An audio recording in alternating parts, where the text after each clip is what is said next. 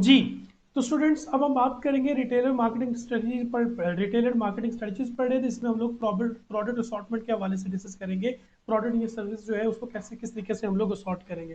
ठीक है जी। असॉर्ट करने से मुराद है कि ये कि हम लोग इनकी कैटेगरीज बना सकते हैं। ठीक है, कैटेगरीज बना सकते हैं या ग्रेडिंग कर सकते हैं। ठीक है, या तो हम लोगों ने असॉर्टमेंट के अंदर ग्रेडिंग करनी होती है, और ग्रेडिंग ही को हम लोग एक और नाम देते हैं जिसे हम कहते हैं मुख्तलिफ किस्म की कैटेगरीज बना देना। ठीक है, तो प्रोडक्ट्स जो होंगी वो अलग अलग कैटेगरी की होंगी। हमने ये देखना है कि हम लोग प्रोडक्ट की असॉर्टमेंट कैसे करनी है, कैटेगरीज, फिर कौन कौन से सर्विसेज साथ में ऐड करनी है, और एटमॉस्फेयर कैसे। जैसे कि ये एक सिस्टम हमारे सामने नजर आ रहा है एक पिक्चर के अंदर। एप्पल की प्रोडक्ट्स जो हैं वो यहाँ पे सेल होंगी, सर्विसेज जो है वो डिसाइड होंगी। उसके बाद इन्वायरमेंट, एटमॉस्फेयर बहुत मैटर कर रहा होता है कि जिस इस एटमॉस्फेयर में हम अपनी प्रोडक्ट्स जो है वो सेल करते हैं। जैसे कि हम लोगों ने पढ़ा था, प्रोडक्ट और सर्विस के साथ एक और चीज़ हम लोगों ने ऐड की थी, वो थी एक्सपीरियंस। कि एक एक्सपीरियंस जब हम लोग अपने कंज्यूमर्स को देते हैं वो बहुत मैटर कर रहा होता है जब हम लोग कंज्यूमर मार्केट की बात करते हैं। नेक्स्ट आता है प्राइस की पॉलिसी।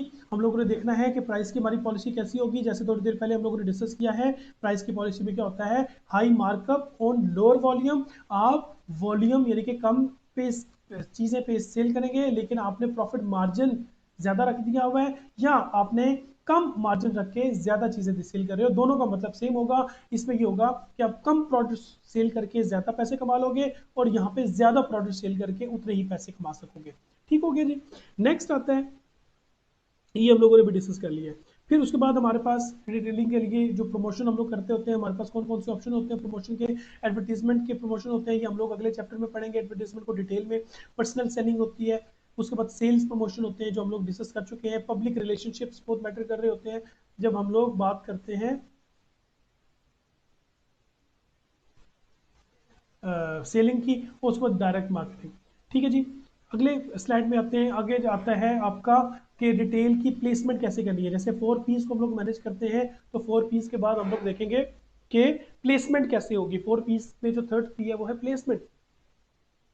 तो प्लेसमेंट में देखना ये है कि बाज़ औक़ात दो हमारे पास ऑप्शंस हैं। Number one, central business district. Central business district से मुराद ये है कि शहर की किसी एक जगह पे हम लोग अपने आउटलेट्स बना देंगे, या हम अपना एक स्टोर बनाएंगे जहाँ पे लोग आए और आके हमारी प्रोडक्ट्स या हमारी सर्विसेज जो है वो उसको एंजॉय करें। नंबर टू, कोई हम लोग मार्केट्स के अंदर, हम लोग बड़े बड़े शॉपिंग सेंटर्स के अंदर, मार्केट्स के अंदर जो है वो अपनी शॉप्स या अपने स्टोर्स बनाएं, ताकि जैसे ही लोग मार्केट में शॉपिंग के लिए किसी और पर्पज़ के लिए जाएं तो हमारे स्टोर पे भी जाके हमारी प्रोडक्ट्स जो है वो सेल पर परचेज करें। फिर आएगा wheel of the retailing concept. Wheel of the retailing concept से मुराद क्या होता है, हमें ये देखना है रिटेलिंग का एक लाइफ साइकिल होता है। ठीक है, लाइफ साइकिल जो होता है वो अगेन हर एक चीज़ का लाइफ साइकिल होता है। जैसे हम लोगों ने बताया है कि यहाँ से अगर शुरू होता है तो फिर यहाँ पे आके वो लाइफ साइकिल जो है वो खत्म हो जाता है। तो देखना ये होता है कि जैसे वक्त गुजर रहा होता है तो वक्त गुजरने के साथ साथ मुख्तलिफ किस्म के ऑप्शन जो है वो हमारे कस्टमर्स के पास आ रहे होते हैं। उन मुख्तलिफ किस्म के जो ऑप्शन हमारे कस्टमर्स तक आ रहे होते हैं, उन ऑप्शन के होते हुए, या उन नए नए ऑप्शन या नई टेक्नोलॉजी या नए ऑप्शन की हम कहेंगे, वो होते हुए फिर हम किस तरीके से सर्वाइव करें और अपने कस्टमर्स तक हम लोग वैल्यू डिलीवर कर सकें।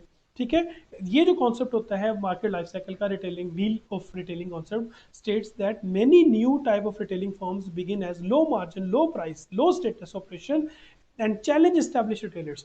जो ऑलरेडी स्टैब्लिश रिटेलर्स हमारे पास मौजूद है उनको चैलेंज करते हैं छोटे छोटे सिस्टम्स में, या नया तरीकेकार या नई टेक्नोलॉजी जो लोग लॉन्च कर रहे होते हैं जिनका प्राइस मार्जिन लो होता है। तो इस वजह से जो बड़े बड़े रिटेलर्स होते हैं उनको फिर हम लोग देखते हैं कि ये छोटे छोटे बिजनेसेस चैलेंज कर रहे होते हैं। ठीक है, मिसाल के तौर पे कैसे नए लोग होते हैं कि आपने ऑर्डर लेना है तो आप मेल से ऑर्डर ले लें, टेलीविज़न के ज़रिए आप लोग जो है वो अपनी मैसेजेस दे सकें, फ़ोन के ज़रिए और ऑनलाइन परचेजेस कर लें। तो अगर वो लोग टेलीफोन के ज़रिए परचेज कर रहे हैं, ऑनलाइन परचेज कर रहे हैं, मेल के ज़रिए ऑर्डर्स कर रहे हैं, टेलीविज़न के ज़रिए आप इन्फॉर्मेशन लेके अगर ऑर्डर कर रहे हो टेलीफोन करके उसके बाद, तो इसका मतलब है कि वो जो रिटेलर की शॉप्स मौजूद है वहाँ पे तो हम लोग नहीं जा रहे।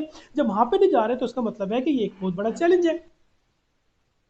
ठीक है, कैसे चैलेंज है यहाँ पे रिटेल कन्वर्जेंस क्या होगी कि जब आपके जो कंज्यूमर्स हैं, जो आपके प्रोड्यूसर्स हैं, जो आपके प्राइसेस हैं, ये बहुत मैटर कर रही होती है, ये मर्ज हो जाती हैं। ठीक है, ठीक है, और ये जो रिटेलर्स हैं ये सारे के सारे मर्ज हो जाते हैं, और फिर एक कंपटीशन मिल रहा होता है कि कौन सा रिटेलर होगा जो हमें 10 रुपीज़ 10% का डिफरेंस दे रहा है, कौन 20% का डिफरेंस दे रहा है प्राइस के अंदर और सर्विसेज के अंदर, ताकि हम उसकी प्रोडक्ट खरीदें और दूसरे के प्रोडक्ट्स ना खरीदें। फिर उसके बाद आएगा rise of mega retailers, mega बड़े बड़े जो रिटेलर्स आजकल आ चुके हैं सुपीरियर वैल्यू देने के लिए, वो भी हमारे पास अवेलेबल है ऑप्शंस के अंदर। फिर growing importance of retail technology, ये बड़ी इंपॉर्टेंट है कि आजकल जो रिटेल होती है उसके अंदर हम लोगों को चाहिए कि हम लोग फोरकास्ट करें मामलात को। जैसे एग्जांपल मैं देता हूँ आपको कि जब रिटेलर शॉप्स होती है, जैसे कैश एंड कैरीज होते हैं, रमज़ान जो है, अगर हमारा रमज़ान जो है वो अप्रैल 15 के करीब करीब हमें एक्सपेक्टेड है कि रमज़ान शुरू हो जाएगा, लेकिन आप देखिएगा कि मार्च के एंड से, यानी कि मार्च 20 के बाद से देखिएगा कि बड़े बड़े कैश एंड कैरीज के अंदर खजूरें मिलना शुरू हो जाएगी, कोल्ड ड्रिंक्स मिलना शुरू हो जाएंगे, जूसेस मिलना शुरू हो जाएंगे, बेसन मिलना शुरू हो जाएगा, और ऐसी तमाम के तमाम आइटम्स हमें मिलना शुरू हो जाएंगी जो हमें रमज़ान में चाहिए होती हैं। तो इसका मतलब है कि लोग फोरकास्टिंग भी कर रहे होते हैं कि कौन सा टाइम आ रहा है तो हमने किस किस्म की प्रोडक्ट्स अपने पास रखनी है। फिर इन्वेंट्री बड़ा मैटर कर रही होती है, गोदाम के अंदर कितना माल पड़ा होना चाहिए ताकि अगर रिक्वायरमेंट हमारी आती है अर्जेंट इमीडिएट तो उसको हम लोग पूरा कर सकें। इलेक्ट्रॉनिकली ऑर्डर करना बड़ा इंपॉर्टेंट है, आजकल हमारे पास मौजूद है टेक्नोलॉजी, और ये तमाम की तमाम चीज़ें जो है वो हम लोग इसमें मैनेज करते हैं। ठीक है जी, उसके बाद हम आते हैं होलसेलर की तरफ। होलसेलर कौन होता है? सबसे पहले होलसेलर हम लोग डिस्कस करेंगे बोर्ड के ऊपर कि होलसेलर कौन होता है, तो उसके बाद फिर हम लोग डिटेल्स की तरफ जाते हैं जी। होलसेलर कौन होता है? होता बेटा ये है कि एक प्रोडक्ट, कोई भी जो प्रोडक्ट होती है वो सबसे पहले होता ये है कि कंपनी वो प्रोड्यूस करती है, ठीक है।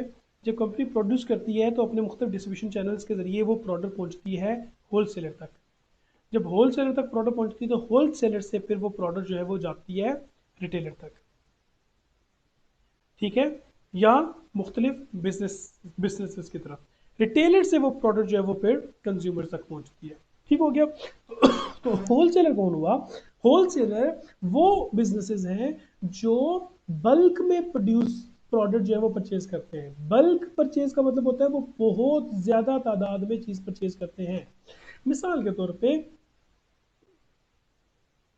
बल्क परचेज से मुराद, मिसाल के तौर पे होलसेलर अगर कपड़ों का होलसेलर है तो वो एक कितना बड़ा सा कॉटन खरीदेंगे जिस कॉटन के अंदर कपड़ों के 1 2 3 4 5 6 7 8 9 10 11 12 कपड़ों के थान होंगे। कपड़ों के थान से मुराद वो जो बड़े बंडल्स होते हैं, ठीक है, 12 बंडल्स होंगे, ये खरीद लेंगे। अब ये जब 12 बंडल्स खरीद लेंगे तो 12 बंडल्स को खरीदने के बाद इसको छोटे छोटे अंदर से इसको तोड़ेंगे, तोड़ने के बाद एक एक बंडल निकालेंगे, और इनके पास मुख्तलिफ रिटेलर्स आते हैं, ठीक है।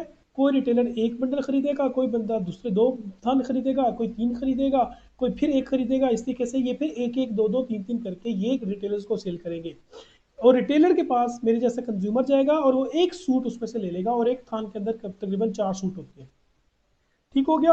अब समझ आ गई, इसको हम लोग कहते हैं बल्क परचेज। तो बिजनेस के अंदर होता क्या है कि वो बहुत ज्यादा तादाद में परचेज करते हैं ताकि रिटेलर उनसे खरीदे, प्रॉफिट मार्जिन रख के कंज्यूमर तक वो बात पहुंचा सके, ठीक है जी। वापस जाते हैं हम लोग अपनी स्लाइड की तरफ जी। तो होलसेलर किसे कहते हैं? होलसेलर एक ऐसी एक्टिविटी को, होलसेलिंग एक ऐसी एक्टिविटी को कहते हैं जिस एक्टिविटी के अंदर गुड्स और सर्विसेज जो हैं वो उनको बिकती हैं जिन्होंने रीसेल करनी होती है, यानी कि जो थोड़ी देर पहले मैंने आपको बताया रिटेलर्स, या बिजनेस यूज के लिए जिन्होंने प्रोसेस करके कोई ना कोई प्रोडक्ट बनानी होती है, ठीक है। ये तमाम की तमाम चीजें जो है वो हम लोग अभी डिस्कस करते हैं। सबसे पहले होलसेलिंग किसे कहते थे? Selling and promotion. होलसेलिंग में अंदर कौन कौन सी एक्टिविटीज इन्वॉल्व होती है? Number 1 selling and promotion involves the wholesalers sales force helping the manufacturer reach many smaller customers at low cost। होता यह है कि कस्टमर कंपनी जो है वो बहुत ज्यादा बल्क में प्रोडक्ट चीज प्रोड्यूस करेगी, बल्क में होलसेलर खरीद लेगा, और होलसेलर उस बल्क में खरीदी हुई चीज को छोटे छोटे टुकड़ों में तकसीम करके रिटेलर को, और रिटेलर जो है उसको मजीद छोटे छोटे टुकड़ों में तकसीम करके कस्टमर तक पहुंचा सकेगा, और कस्टमर जो है वो लो कॉस्ट पे चीज परचेज कर लेगा, ठीक हो गया। तो होलसेलर जो है वो हेल्प करता है कंपनी को कि कंपनी के प्रोडक्ट की सेलिंग हो सके ज्यादा से ज्यादा, और नंबर 2 कंपनी की जो प्रोडक्ट है उसकी प्रमोशन हो सके। दूसरे नंबर पे आएगा बाइंग असॉर्टमेंट। असॉर्टमेंट से मुराद क्या होता है? Building involves the selection of items and building of assortment needed bye their customers. फिर एक असॉर्टमेंट हो जाती है, ग्रेडिंग हो जाती है कि मुख्तलिफ किस्म की प्रोडक्ट जो है उसके ये ग्रेड्स है तो वो इस कैटेगरी में आएगी, दूसरी कैटेगरी है तो वो यहाँ पे आएगी, तीसरी कैटेगरी है तो यहाँ पे आएगी, ठीक है। और कस्टमर जो है उनकी मुख्तलिफ किस्म की जो एफर्ट्स होती है वो फिर बच जाती है। फिर होलसेलिंग के अंदर क्या चीजें इन्वॉल्व होती हैं? Bulk breaking. जैसे थोड़ी देर पहले मैंने आप लोगों से डिस्कस किया कि कंपनी जो होती है वो बल्क में परचेज करती है